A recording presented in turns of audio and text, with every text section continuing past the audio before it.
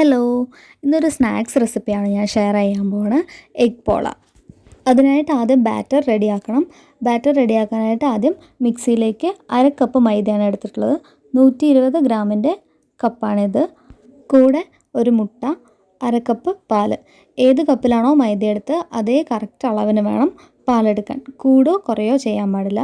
അതിലേക്ക് വളരെ കുറച്ച് മാത്രം ഉപ്പിട്ട് കൊടുക്കുക. പിന്നെ ബേക്കിംഗ് സോഡയും കുറച്ച്. പിന്നെ അതിലേക്ക് 2 ടേബിൾ സ്പൂൺ ഓയിൽ ഒഴിച്ച് കൊടുക്കുക. ഇതെല്ലാം കൂടെ നല്ലോണം ബ്ലെൻഡ് ചെയ്തെടുക്കണം. ബാറ്റർ ഒരുപാട് തിക്കും അല്ലാതെ ഒരുപാട് ലൂസും അല്ലാതെ ഇതാണ് കറക്റ്റ് അളവ്. അപ്പോൾ ബാറ്റർ റെഡി ആയിട്ടുണ്ട്. അടുത്ത് ഇതിലേക്കുള്ള മസാല റെഡിയാക്കി എടുക്കാം. പാനിലേക്ക് കുറച്ച് എണ്ണ ഒഴിച്ച് കൊടുത്ത് മീഡിയം സൈസിലുള്ള 2 സവാളയാണ് എടുത്തിട്ടുള്ളത്. ഇതുപോലെ നല്ലോണം തിന്നായിട്ട് സ്ലൈസ് ചെയ്തിട്ട് നല്ലോണം വാടി വരുന്നത് വരെ വഴറ്റി കൊടുക്കണം. കൂടെ 2 പച്ചമുളകും കൂടെ ആഡ് ചെയ്ത് കൊടുത്തിട്ടുണ്ട്. ഉള്ളി നല്ലോണം വാടി വരുന്നത് വരെ 2-3 മിനിറ്റ് വരെ വഴറ്റി കൊടുക്കാം. കൂടെ 1 table spoon ginger garlic paste കൂടെ ആഡ് ചെയ്ത് കൊടുക്കാം. ആവശ്യത്തിന് ഉപ്പ്, പിന്നെ കുറച്ച് മഞ്ഞൾപ്പൊടി, 1/2 ടീസ്പൂൺ മല്ലിപ്പൊടി, 3/4 ടീസ്പൂൺ മുളക് പൊടി.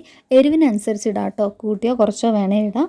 1/4 ടീസ്പൂൺ ഗരം മസാല, 1/4 ടീസ്പൂൺ കുരുമുളക് പൊടി കൂടെ ചേർത്ത് നല്ലോണം ആഡ് ചെയ്ത് കൊടുക്കുക. മസാലയുടെയൊക്കെ പച്ചമണം പോയി ഉള്ളിയൊക്കെ നല്ലോണം വണങ്ങി വരുന്നത് വരെ 2-3 മിനിറ്റ് വരെ മീഡിയം ഫ്ലെയിമിലിട്ട് ഇളക്കി കൊടുത്താൽ മതി. അടി പിടിക്കാതെ നോക്കണം. അപ്പോൾ മസാല ഇവിടെ റെഡി ആയി കഴിഞ്ഞു.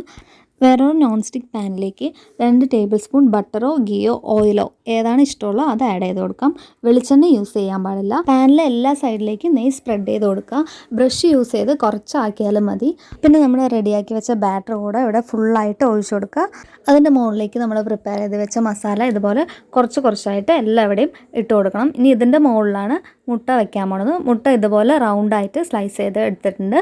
അതെല്ലാവിടെയും വെച്ച് കൊടുക്കുക. അതിൻ്റെ മുകളിലേക്ക് കുറച്ചും കൂടെ ബാക്കി വന്ന മസാല ഇട്ട് കൊടുത്ത് പിന്നെ കുറച്ച് മല്ലിയില കൂടെ കട്ട് ചെയ്ത് ഇതുപോലെ ഇട്ട് കൊടുത്തിട്ടുണ്ട്. ബാറ്ററിൻ്റെ മുകളിലേക്ക് മസാലയും ഉള്ളിയും മല്ലിയിലയും ഒക്കെ ഇട്ട് വരുമ്പോൾ തന്നെ സൈഡൊക്കെ കുറച്ച് വെന്ത് വന്നിട്ടുണ്ടാകും. ഇത് കുക്ക് ചെയ്യുമ്പോൾ എപ്പോഴും ലോ ഫ്ലെയിമിൽ വേണം കുക്ക് ചെയ്യാൻ. 10-15 മിനിറ്റ് വേണ്ടി വരും ഇത് കുക്ക് ചെയ്തെടുക്കാൻ.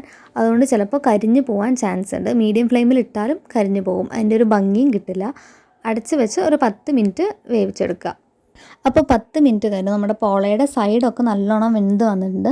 സെൻറ്റർ മാത്രം കുറച്ച് വേവാനുണ്ട്. ഇത് വേറൊരു പാത്രത്തിലേക്ക് മറിച്ചിട്ടിട്ട് വേണം ഒന്നുകൂടെ കുക്ക് ചെയ്തെടുക്കാൻ. 3 മിനിറ്റ് വരെ കുക്ക് ചെയ്തെടുത്താൽ മതി. സെൻറ്റർ മാത്രമേ കുക്ക് ആവാനുള്ളൂ.